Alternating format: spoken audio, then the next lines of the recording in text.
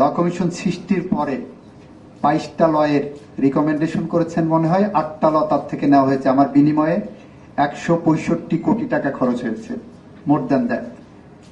আর এর চেয়েও বড় ক্ষতি হচ্ছে প্রতিষ্ঠানের।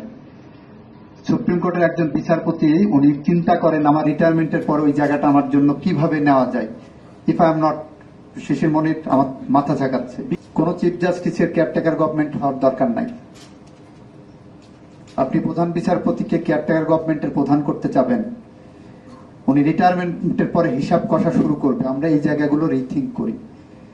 এই এপিসোড আমরা দেখেছি। আমরা সুপ্রিম কোর্টের বিচারপতিদেরকে রিটায়ারমেন্টের পরে বিভিন্ন জায়গায় বসানোর চিন্তা করছি।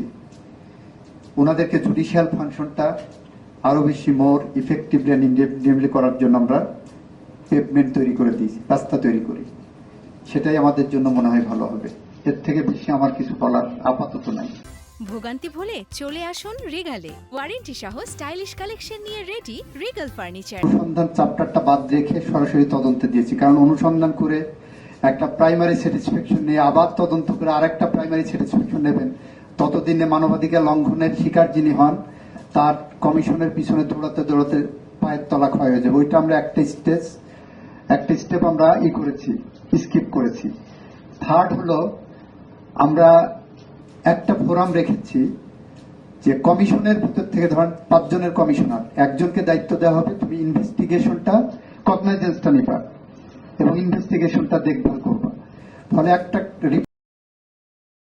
আজকে পত্রিকা রেসপন্সিবিলিটি হবে আজকে এটা তদন্তে পাঠিয়ে দেওয়া। কমিশনের ফরমাল মিটিং 30 দিন পর পর হবে, সেই জন্য অপেক্ষা করতে আমরা রাখি নাই। সে যদি কোনোটা স্কিপ করে বা রিজেক্ট করে, 15 দিনের মধ্যে যদি কোনো স্টেপ না নেয়, আমরা সেটার বিরুদ্ধে রিভিউয়ের ব্যবস্থা রেখেছি, যাতে কমিশনের 5 জনের সামনে বিষয়টা চলে যায় উনি স্কিপ করলে। প্রাইমারি তদন্ত রিপোর্টে উনি যদি কোনো জায়গা গাফিলতি করেন, সেটার ব্যাপারেও আমরা রিভিউয়ের ব্যবস্থা রেখেছি।